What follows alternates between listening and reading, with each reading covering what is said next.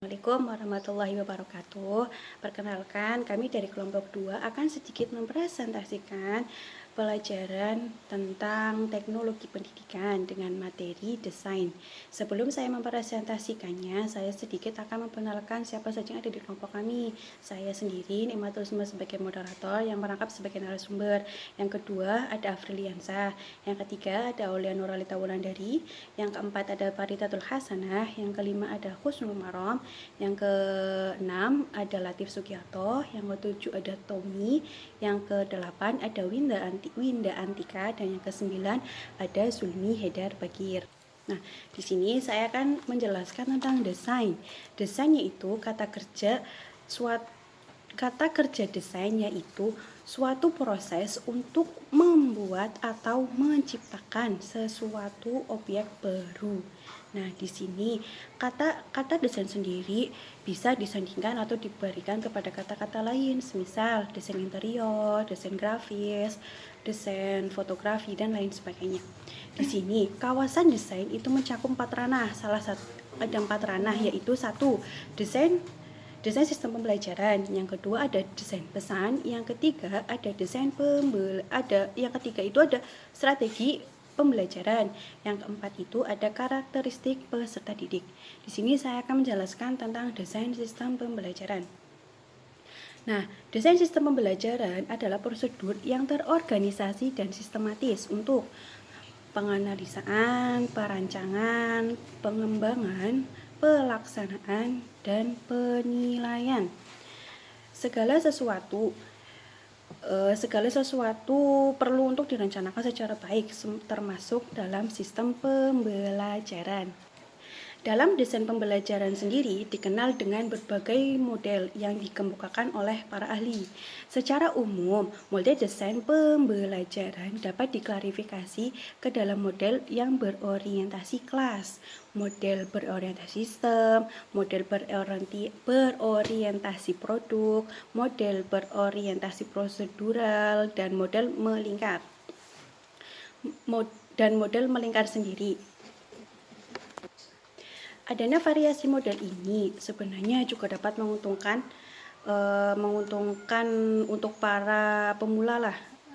Apa sih keuntungannya? Keuntungannya satu, yaitu kita dapat memilih atau menerapkan salah satu dari model pembelajaran yang saya sebutkan tadi di atas yang sesuai dengan kondisi yang sedang ada di lapangan. Nah, contoh dari model di atas itu akan saya jelaskan. Salah satunya yaitu ada model Dick and Carey. Salah satu model desain pembelajaran yang termasuk ke dalam model prosedural. Nah, langkah-langkah pembelajaran menurut Dick and Carey itu ada 10 langkah-langkah. Salah satunya yaitu mengidentifikasi tujuan umum pembelajaran. Yang kedua, melaksanakan analisis pembelajaran. Yang ketiga, mengidentifikasi tingkah laku, masukan, dan karakteristik siswa. Yang keempat, merumuskan tujuan yang keempat itu merumuskan tujuan performansi. Yang kelima, mengembangkan butir-butir tes atau acuan patokan. Yang keenam, mengembangkan strategi pembelajaran. Yang ketujuh, mengembangkan dan memilih materi pembelajaran. Yang kedelapan, mendesain dan melaksanakan evaluasi formatif. Yang ke-9, merevisi bahan pembelajaran. Dan yang ke-10 yaitu mendesain dan melaksanakan evaluasi sumatif. Nah, di sini model Dick and Carey ini sangat cocok bagi perancang pemula sebagai dasar untuk mempelajari model desain lainnya. Nah, model Dick and Carey ini dari ke-10-nya itu semuanya terhubung. Semuanya itu terhubung dengan sangat jelas dan tidak terputus antara langkah-langkah yang satu dengan langkah-langkah yang lainnya. Di sini, langkah ini sangat sesuai dengan kurikulum perguruan tinggi maupun sekolah menengah dan sekolah dasar, khususnya dalam mata pelajaran tertentu, di mana tujuan pembelajaran pada kurikulum dapat melahirkan suatu rancangan baru. Nah, selanjutnya yaitu model camp akan dijelaskan oleh Faridatul Hasanah. Saya Faridatul Hasanah akan melanjutkan materi selanjutnya. Saya Faridatul Hasanah akan melanjutkan materi selanjutnya yaitu tentang model camp. Model camp adalah sebuah pendekatan yang mengutamakan sebuah alur yang dijadikan pedoman dalam penyusunan perencanaan program. Model camp memberikan bimbingan kepada para siswanya untuk berpikir tentang masalah-masalah umum dan tujuan-tujuan pembelajaran. Model camp termasuk dalam contoh model melingkar. Secara singkat, menurut model ini, terdapat beberapa langkah dalam penyusunan sebuah bahan ajar, yaitu yang pertama, menentukan tujuan dan daftar topik, menetapkan tujuan umum untuk pembelajaran tiap topiknya. 2. Menganalisis karakteristik pelajar, untuk siapa pembelajaran tersebut didesain. Yang ketiga, menetapkan tujuan pembelajaran yang ingin dicapai dengan syarat dampaknya dapat dijadikan tolak ukur perilaku belajar. Yang keempat, menentukan isi materi pelajaran yang dapat mendukung tiap tujuan. Yang kelima, pengembangan pra-penilaian atau penilaian awal untuk menentukan latar belakang pelajar dan pemberian level pengetahuan terhadap suatu topik. Yang keenam, memilih aktivitas pembelajaran dan sumber pembelajaran yang menyenangkan atau menentukan strategi belajar mengajar. Yang ketujuh, mengkoordinasi dukungan pelayanan atau sarana penunjang yang meliputi personalia, fasilitas-fasilitas, perlengkapan, dan jadwal untuk melaksanakan rencana pembelajaran. Yang kedelapan, mengevaluasi pembelajaran siswa dengan syarat mereka menyelesaikan pembelajaran serta melihat kesalahan-kesalahan dan peninjauan kembali beberapa fase dari perencanaan yang membutuhkan perbaikan yang terus-menerus. Evaluasi yang dilakukan berupa evaluasi formatif dan evaluasi sumatif. Selanjutnya, model Azure. Model Azure merupakan suatu model yang sebuah formulasi untuk kegiatan belajar mengajar atau KBM, atau disebut juga dengan model berorientasi kelas. Menurut Heinig et al., model ini terdiri atas 6 langkah kegiatan, yaitu yang pertama, analisis belajar. Heinig menyatakan sukar untuk menganalisis semua ciri pelajar yang ada, namun ada 3 hal penting dapat dilakukan untuk mengenal pelajar sesuai berdasarkan ciri-ciri umum, keterampilan awal, khusus, dan gaya belajar. Yang kedua, menyatakan tujuan. Menyatakan tujuan adalah tahapan ketika menentukan tujuan pembelajaran, baik berdasarkan buku atau kurikulum. Yang ketiga, media, metode, dan bahan. Menyatakan ada 3 hal penting dalam pemilihan metode, bahan, dan media untuk menentukan metode yang sesuai dengan tugas pembelajaran. Dilanjutkan dengan memilih media yang sesuai untuk melaksanakan media yang dipilih, dan langkah terakhir adalah memilih dan mendesain media yang telah ditentukan. Yang keempat, penggunaan media dan bahan. Menurut Heinig, terdapat 5 langkah bagi penggunaan media yang baik, yaitu preview bahan, sediakan bahan, sedikit persekitaran pelajar, dan pengalaman pembelajaran. Yang kelima, partisipasi pelajar di dalam kelas. Sebelum pelajar dinilai secara formal, pelajar perlu dilibatkan dalam aktivitas pembelajaran seperti memecahkan masalah, simulasi, kuis, atau presentasi. Yang keenam, evaluasi. Sebuah media pembelajaran yang telah siap perlu dinilai untuk menguji keberkesanan dan impak pembelajaran. Penilaian yang dimaksud melibatkan beberapa aspek, diantaranya menilai pencapaian pelajar, pembelajaran yang dihasilkan, memilih metode dan media, kualitas media, penggunaan guru, dan penggunaan pelajar. Ya, baik, saya akan menjelaskan tentang model IT. Ada satu model desain pembelajaran yang sifatnya lebih generik, yaitu model IT, Analysis, Design, Develop, Implement, Evaluate. IT muncul pada tahun 1990-an yang dikembangkan oleh Rice dan Mollender. Salah satu fungsinya IT yaitu menjadi pedoman dalam membangun perangkat dan infrastruktur, program pelatihan yang efektif, dinamis, dan mendukung kinerja pelatihan itu sendiri. Model ini menggunakan 5 tahap. 1. Analisis ialah merupakan langkah pertama dari model desain sistem pembelajaran IT. Langkah analisis melalui dua tahap, yaitu ada analisis kinerja dan analisis kebutuhan. Analisis kinerja dilakukan untuk mengetahui dan mengklarifikasi apakah masalah kinerja yang dihadapi memerlukan solusi berupa penyelenggaraan program pembelajaran atau perbaikan manajemen. Contohnya analisis kinerja ialah kurangnya pengetahuan dan keterampilan menyebabkan rendahnya kinerja individu dalam organisasi atau perusahaan. Hal ini diperlukan solusi berupa penyelenggaraan program pembelajaran. Contoh dari analisis kebutuhan ialah apakah tujuan pembelajaran yang telah ditentukan dibutuhkan oleh siswa ataukah tidak. Yang kedua, desain atau perencanaan. Desain merupakan langkah kedua dari model desain sistem pembelajaran IT. Langkah ini merupakan inti dari langkah analisis karena mempelajari masalah kemudian menemukan alternatif solusinya yang berhasil diidentifikasi melalui langkah analisis kebutuhan. Langkah penting yang perlu dilakukan untuk menentukan pengalaman belajar yang perlu dimiliki oleh siswa selama mengikuti aktivitas pembelajaran. Yang ketiga, langkah yang harus mampu menjawab pertanyaan, apakah program pembelajaran dapat mengatasi masalah kesenjangan kemampuan siswa. Kesenjangan kemampuan di sini adalah perbedaan kemampuan yang dimiliki siswa dengan kemampuan yang seharusnya dimiliki siswa. Contohnya, siswa tidak mampu mencapai standar kompetensi yang telah ditentukan setelah mengikuti proses pembelajaran. Yang ketiga, pengembangan. Pengembangan merupakan langkah ketiga dalam mengimplementasi model desain sistem pembelajaran IT. Langkah pengembangan meliputi kegiatan membuat, membeli, dan memodifikasi bahan ajar.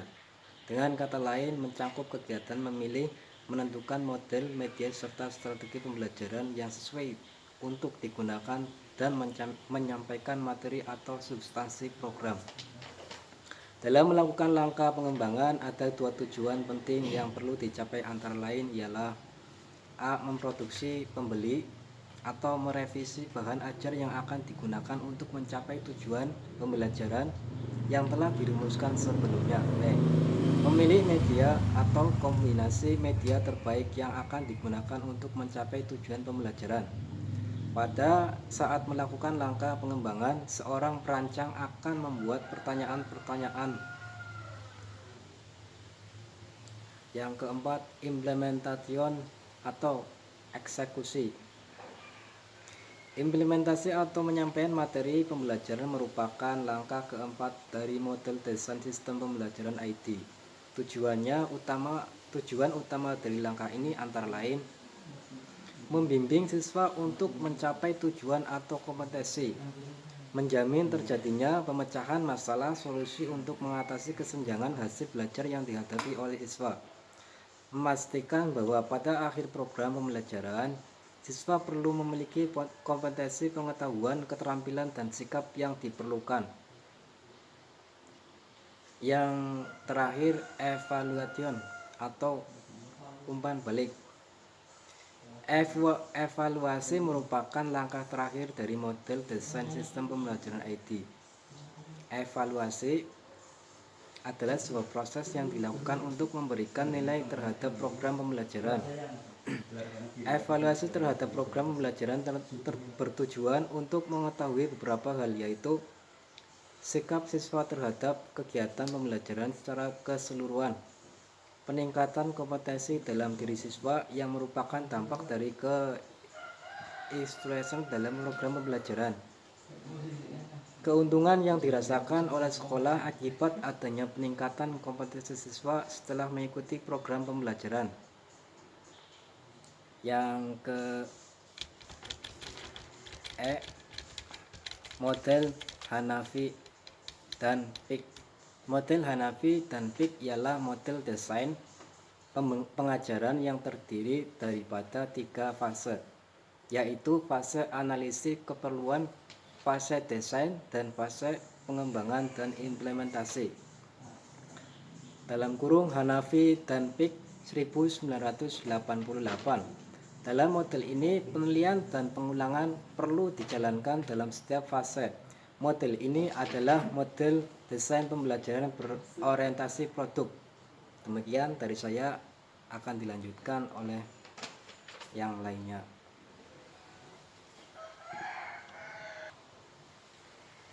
Baik, saya akan menjelaskan tentang desain pesan. Desain pesan yaitu perencanaan untuk merekayasa bentuk fisik dari pesan agar terjadi komunikasi antara pengirim dan penerima dengan memperhatikan prinsip-prinsip perhatian, persepsi, dan daya tangkap.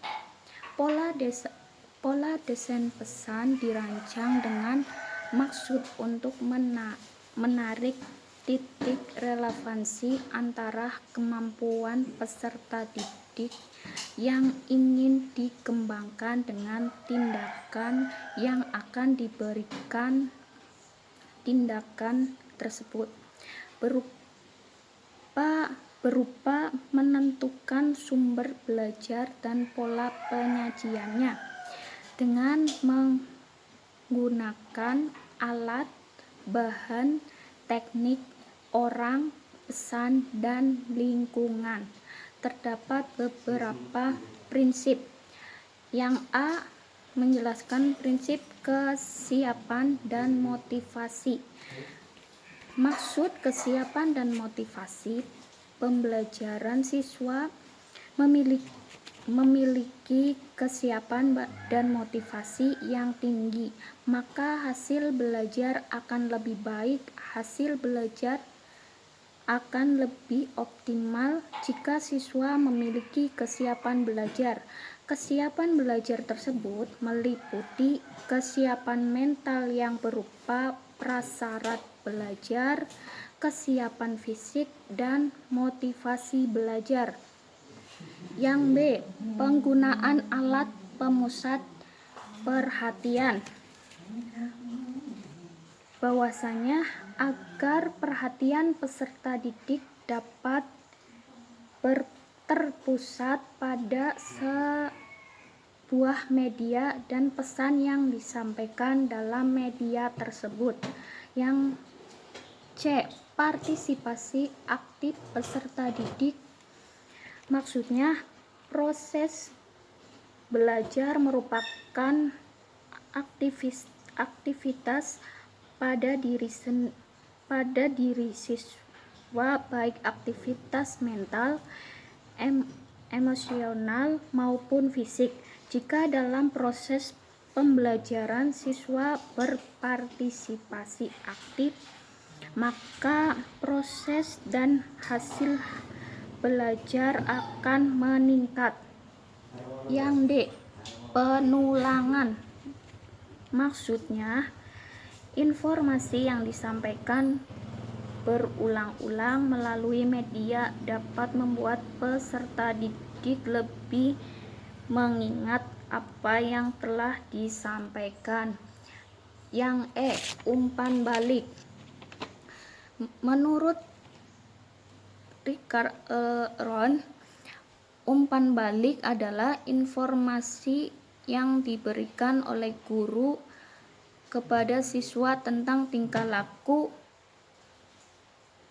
tertentu dengan tujuan untuk meningkatkan performa atau kerja siswa, terlebih lagi bagi kelas rendah. Baik, berikutnya ada 3 langkah pokok dalam mendesain pesan bila menggunakan pendekatan sistem, yaitu menentukan masalah, mengembangkan alternatif pemecahan masalah, dan menilai pelaksanaan alternatif yang dipilih untuk revisi. Penyusunan rancangan pesan dihubungkan dengan pertemuan tatap muka untuk pencapaian tujuan belajar tertentu saja.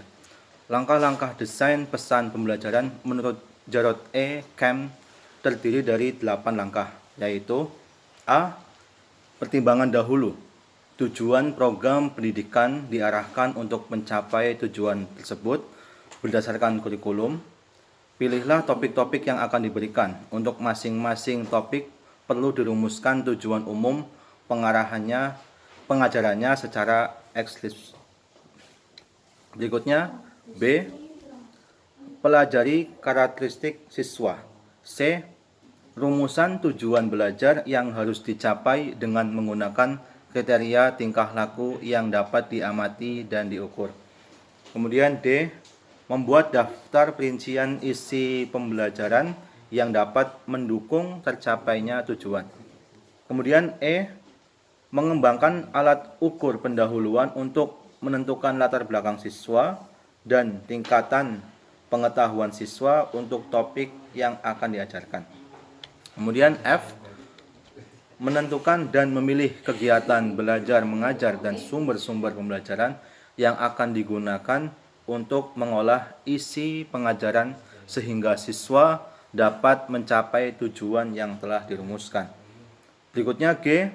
Koordinasikan hal-hal yang dapat memberikan dukungan dalam melaksanakan kegiatan belajar mengajar yang sesungguhnya seperti dana, ketenagaan, fasilitas, peralatan, dan jadwal untuk melaksanakan kegiatan pembelajaran. Dan yang terakhir, H. Menilai belajar siswa dikaitkan dengan seberapa jauh mereka telah mencapai tujuan pembelajaran dengan disertai pandangan bahwa rencana yang sudah direncanakan perlu diperbaiki bila diperlukan berdasarkan masukan atau feedback yang diperoleh dari pelaksanaan penilaian yang telah dilakukan.